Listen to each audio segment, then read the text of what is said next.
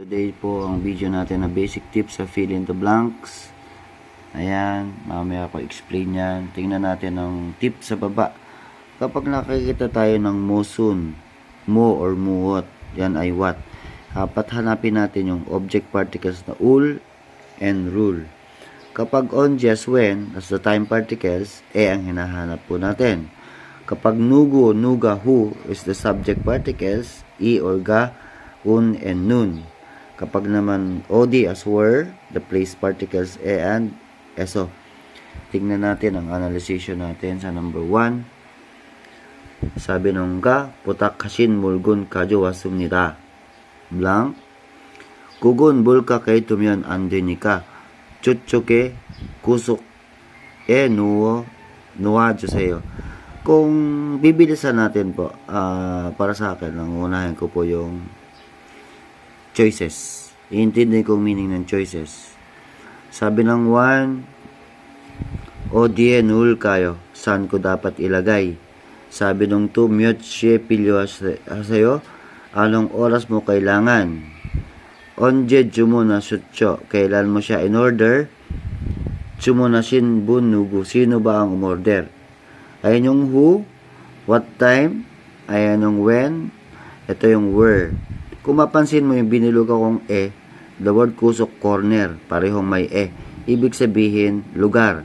Ang verb din natin na nota is to put, pareho ng verb stem ng given sentence doon sa ating choices. So the correct one is number 1. Nakita nyo po? Ito po, tingnan nyo yung verb stem magkamukha. Tsaka yung Hindi naman po pwedeng mute, wala ka namang nakitang oras dyan. Hindi rin po pwedeng nugu, wala namang taong binabanggit dito sa pangungusap. Kuha nyo po.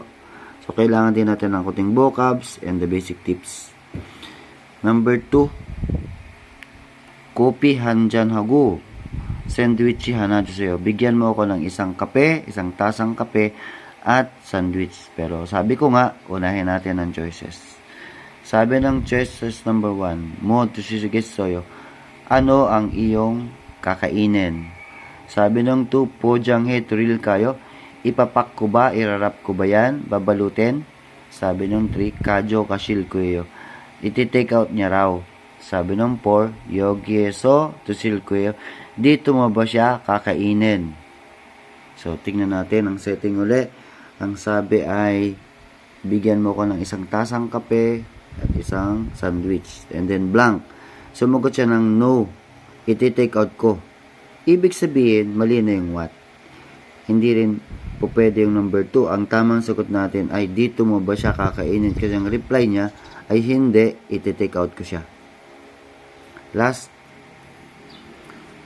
Oje rikishiwa yung wapacho. Kahapon daw, sabi ko nga, dun muna tayo sa choices.